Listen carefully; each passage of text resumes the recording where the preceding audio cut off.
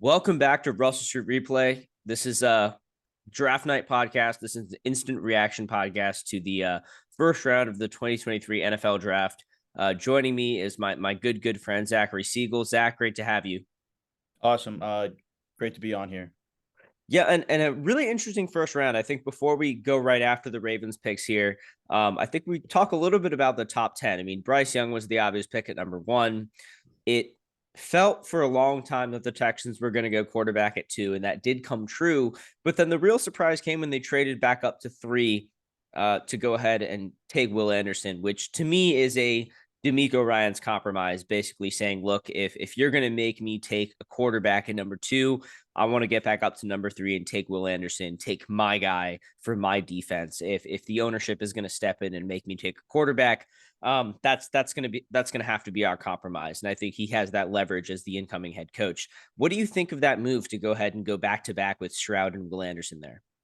Well, so I really thought that Houston was all set on Bryce Young before Chicago had traded back.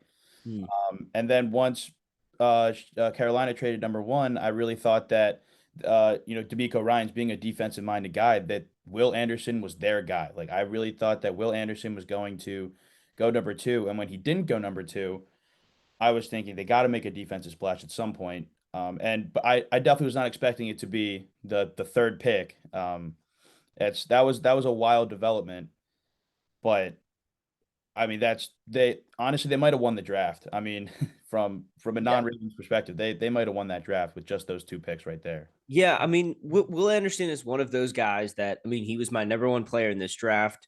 I remember at the beginning of the draft last year, a lot of people were saying that if Will Anderson was draft eligible in 2022, that he would have been the number one overall pick, or at least the number one overall talent. And to me, when you're saying that about a guy year before he's draft eligible, that says a lot about what he should be, where he should be going the next year. And I think that we saw that with the Texans trading back up for him and saying, this is our guy. This is, we took a quarterback at 2 because we needed a quarterback, and this is the NFL. But D'Amico Ryans is very much staking his claim to reforming the identity of that defense, a defense that really didn't have much of an identity in the past few years. And so that is kind of a kickstart rebuild, so to speak. You have your quarterback, you have your foundational piece on offense, and you have your Will Anderson, your edge rusher, foundational piece on defense. Don't love trading up philosophically in general, but Will Anderson is the kind of player that you trade up for. The rest of the top 10, nothing too shocking. I think a lot of people had Jalen Carter to the Seahawks at 5, and he fell all the way to 9, which we'll get to in a second. But any other surprises from the top 10 for you? Um, Bijan Robinson in Atlanta, I wouldn't say it was a surprise, but I like what they did there. I really wasn't, sold on Bijan anywhere because I mean, with a running back, you can put him almost anywhere. They're very versatile players, and Bijan himself is a very versatile player. But I Atlanta has a lot of holes right now, and I wasn't sure that running back was really their biggest need right now. Yeah, a little odd seeing them take Tyler Allgeier last year, have a really good rookie season, and then come back and take Bijan here.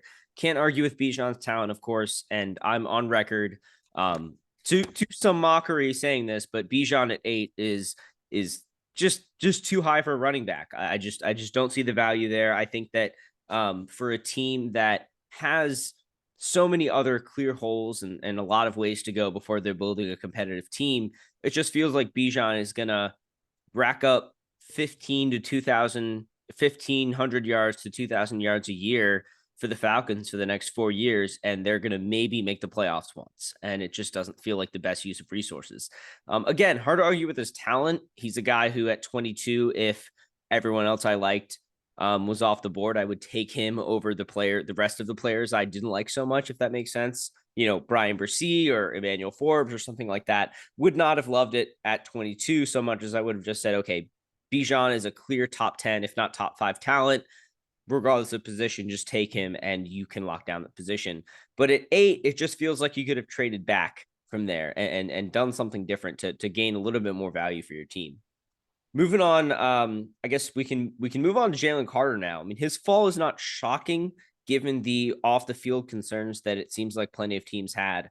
But for him to go to the Eagles, for them to trade up from 10 to 9, not give up too much in the process, pair him back with Jordan Davis in the middle of that Eagles front, it's tough to hate that move in general. It just feels like the Eagles really let the draft come to them in the top 10 here. No, absolutely. The Eagles did a phenomenal job. I mean, as you said on Twitter, like how did we let this happen? Like how did we as a society let Jalen Carter um, fall to the ninth pick, let alone the team that made it to the Super Bowl last year? Like that's going to make for a much scarier Philadelphia defense, and I mean, might as well be the Philadelphia Bulldogs at this point.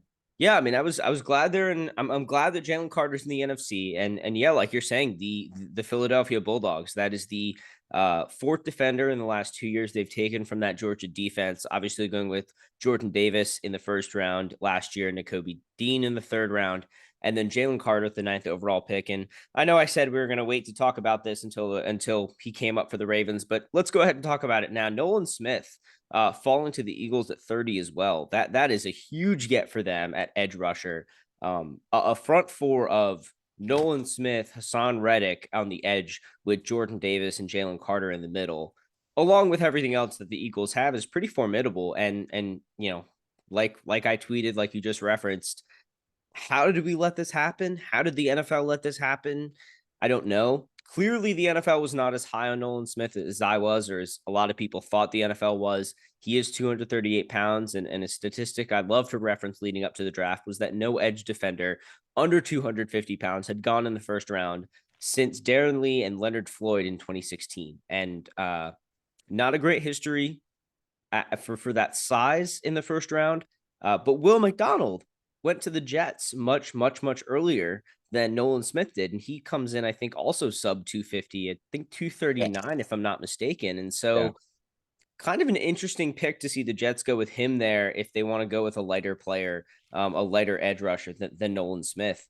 Again, happy to not have Nolan Smith in the AFC. Don't get me wrong, and I think that's one of the main takeaways I have from this draft, which is not a lot of guys added to, very rival competitive teams that scare me in a big way.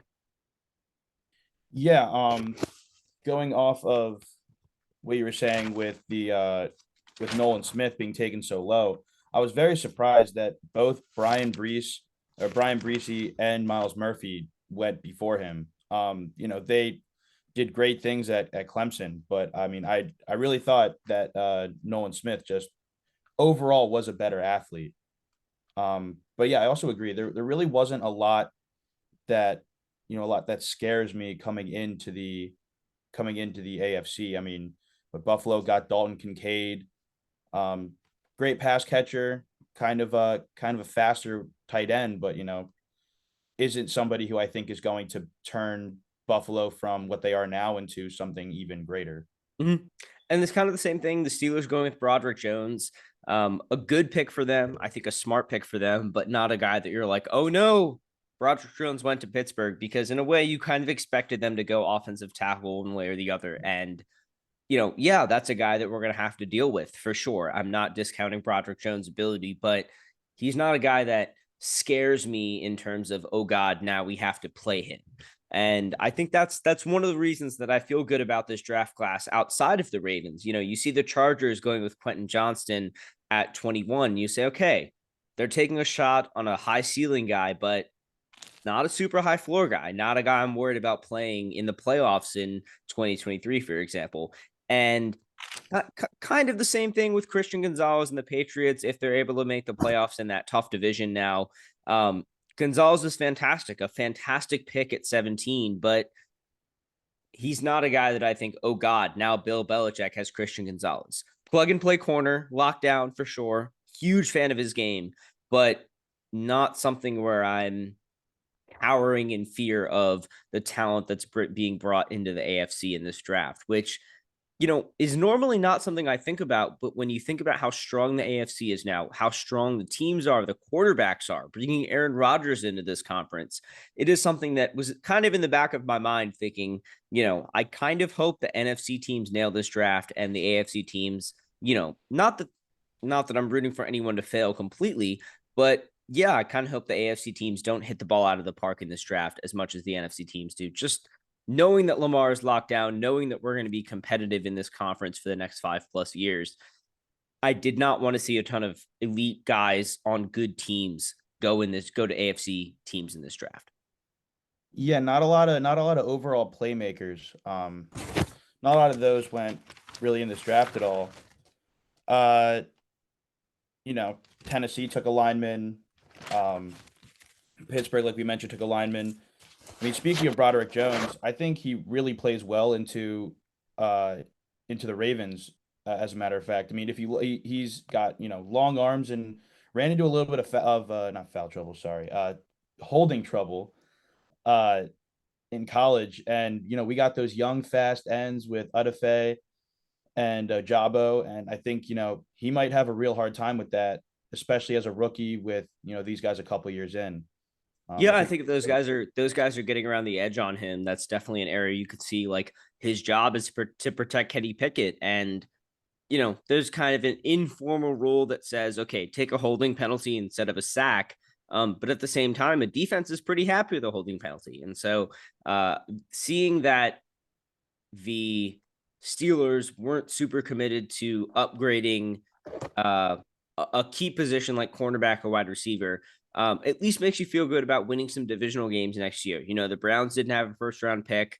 And I think now that we're talking about the division, we can mention the Bengals. The Bengals went with Miles Murphy. Miles Murphy seems like a very talented edge rusher. He projects kind of like Odafe, physical, great athletic profile, but not the instant impact, I'm going to come wreck your team kind of player that, you know, you hope that a rival like the Bengals doesn't get, and they didn't.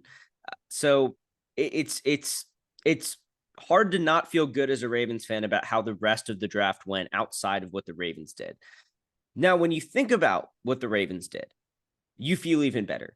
And this is after the Lamar Jackson news. I don't think we haven't had a pod on Russ Street Report to really talk about the Lamar Jackson news. I'm sure that Brian McFarland is going to give us a much more detailed contract breakdown, but the general feeling is just we've got our guy. QB1 is locked down. It's the most important 100%. position. Yeah.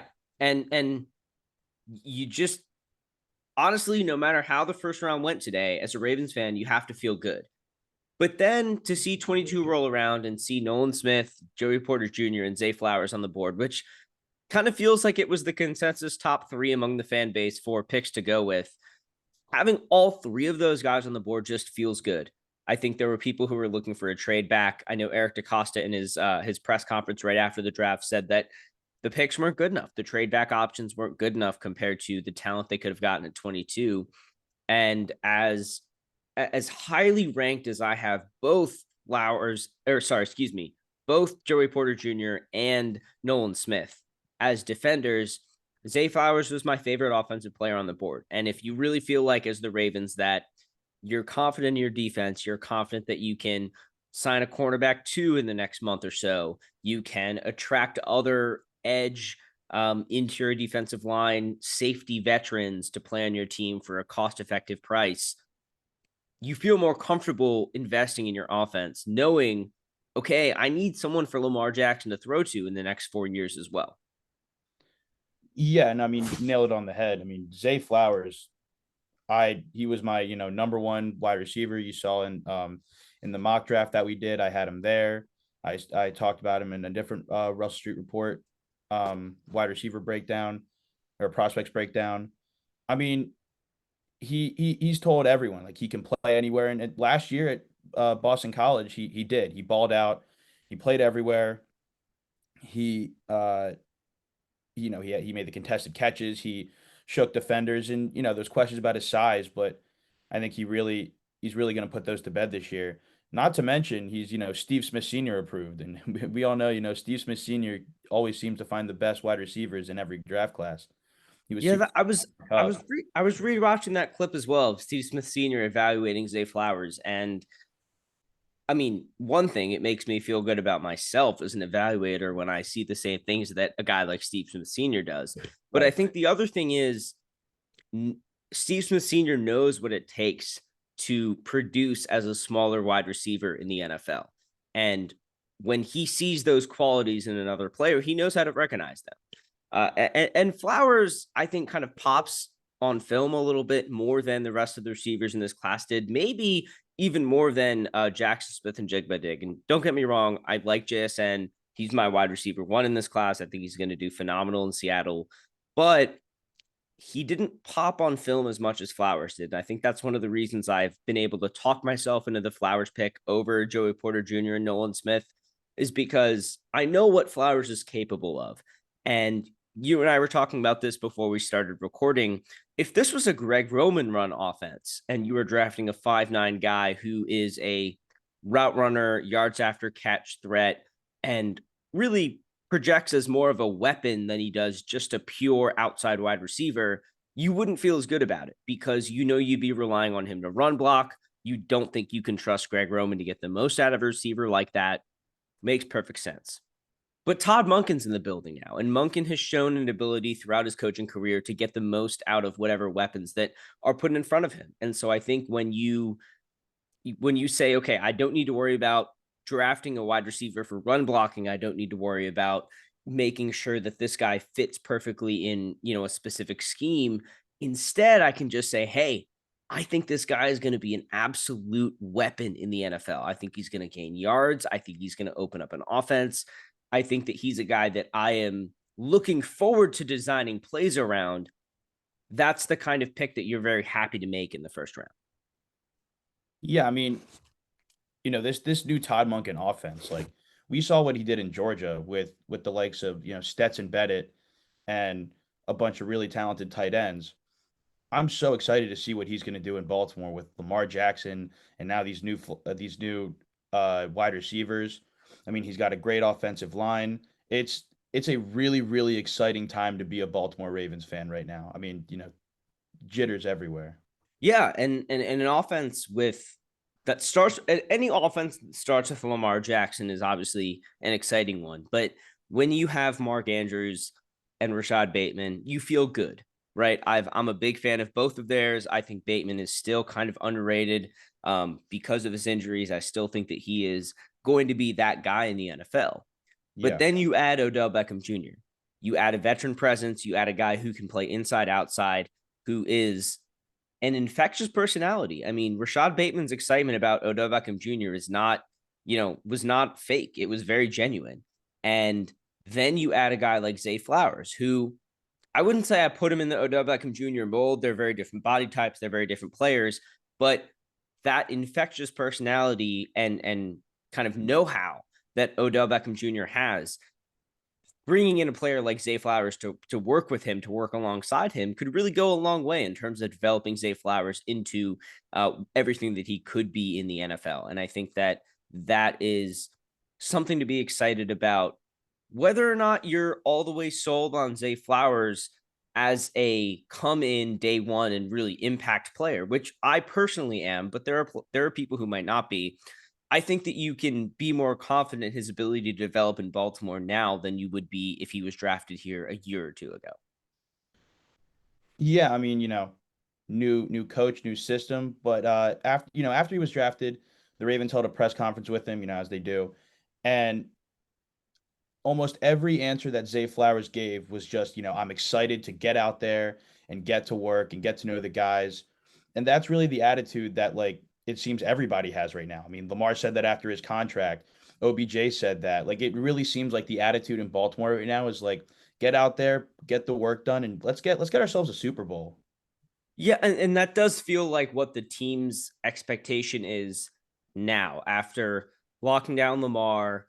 We don't know what the contract looks like yet, but you can imagine that it frees up cap space for, again, it doesn't necessarily look like DeAndre Hopkins is on his way to Baltimore. He stayed put today, which is kind of surprising. But you free up the cap space to either shore up wherever you need to on offense, or just keep adding to this defense and make it really a true complement to what the offense can be.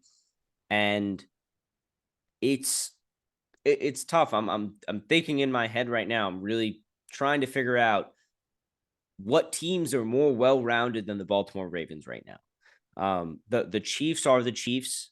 I think maybe only the Eagles are more well-rounded But I think other than that, no team has built the offense and defense that is capable to sustain a deep playoff run outside of the Eagles, and the Chiefs get an automatic bid because they have Patrick Mahomes. But beyond that, it just doesn't feel like there is a more kind of complete team for this modern NFL. Again, Zay Flowers is not your traditional NFL receiver. He's smaller and all that, but it doesn't feel like it matters as much in the current NFL. Yeah, I mean, the Ravens have now the number one paid quarterback, the number one paid linebacker. I mean, the number one paid kicker. I mean, we have a star on every single wow, on every single side of the ball. And with new coaches and with the new guys we're going to bring in and we have brought in, it really feels like the Ravens just have a lot to offer this year. And you mentioned the Eagles. The Eagles defense and O lines were graded were the only ones graded higher than the Ravens by the end of the year. And I really think if we got Roquan at the beginning of the year, that our defense could have been the number one PFF ranked defense in the NFL.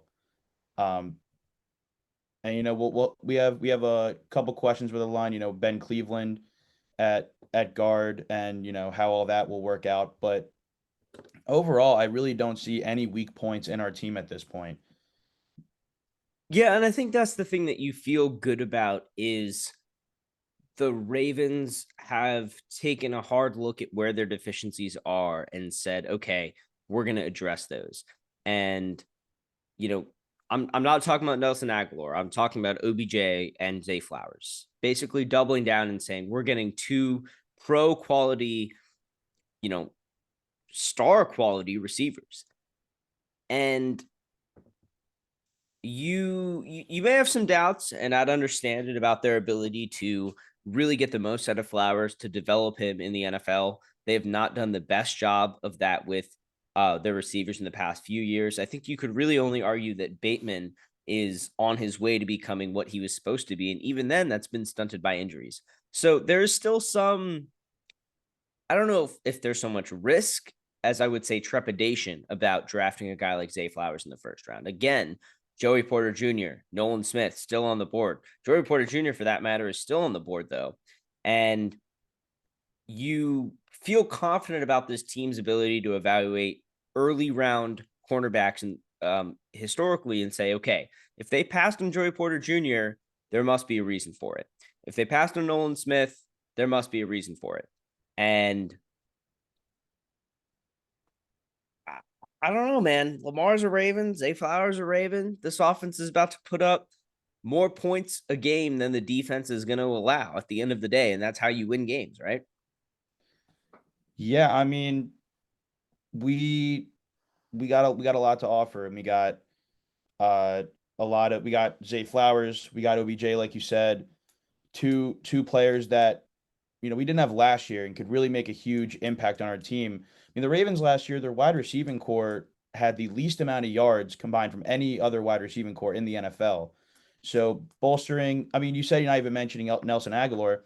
Nelson Aguilar still would have been a top wide receiver on our team last year in comparison to what we had. I mean, we are exponentially better right now before the season has even started than we were halfway through last year. Yeah, and I'm glad you bring up Aguilar because that brings up another thing to me. Wide receiver is one of those positions, kind of like cornerback, where players tend to pick up a lot of week to week injuries. They're picking up a hamstring, they, rupture, not rupture, I guess, strain their quad, this and that, where they're out for a week, they're out for 2 weeks. And all of a sudden, you need your third, fourth player on the depth chart at those positions to step up.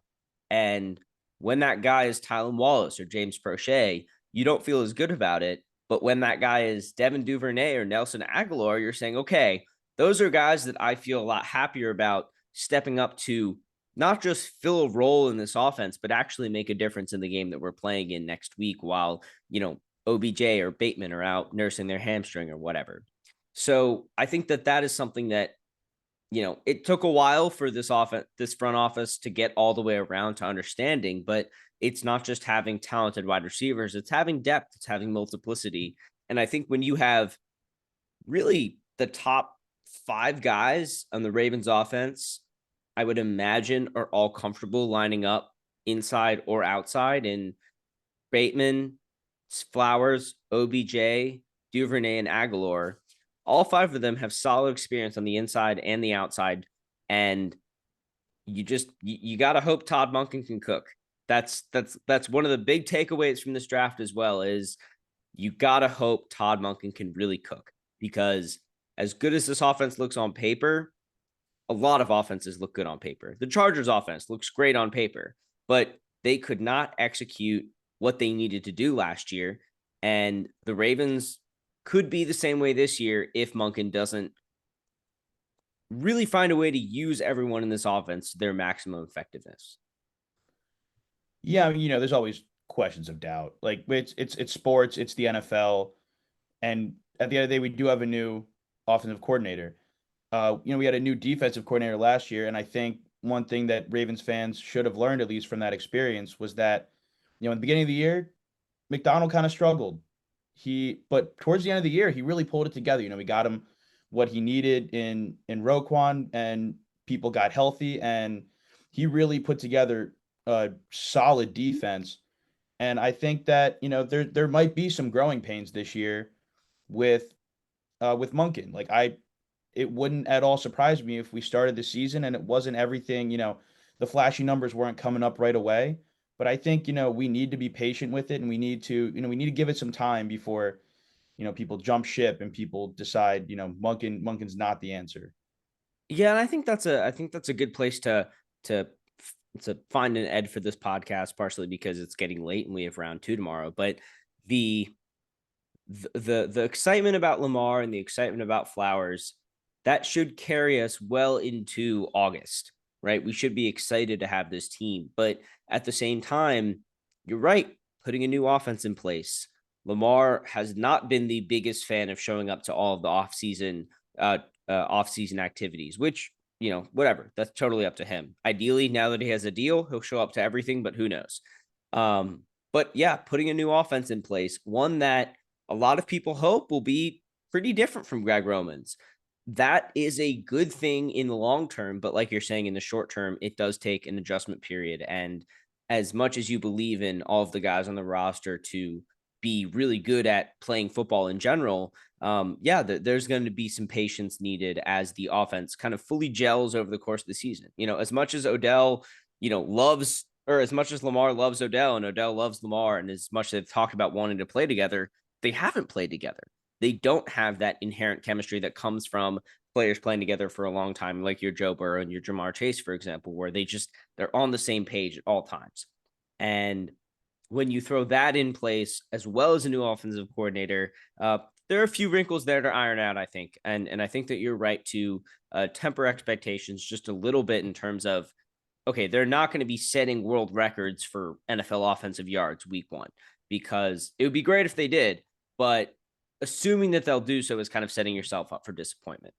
So I'm cautiously optimistic. I'm really glad we locked down Lamar. Obviously, I think everyone is.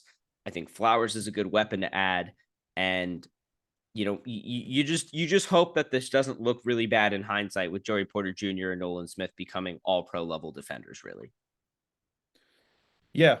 Well, as you said, it is getting late, and we got round 2 tomorrow, so it's I'm excited to see what else the Ravens hold in their draft, and tempering expectations as much as I can. Yeah. Yeah, it's tough to not get excited, but I also think that there's plenty of reason to get excited in Baltimore tonight. So thanks so much for joining me, Zach, and we'll definitely be back on RSReplay soon to break down the rest of the draft. Yeah, awesome. Thank you for having me.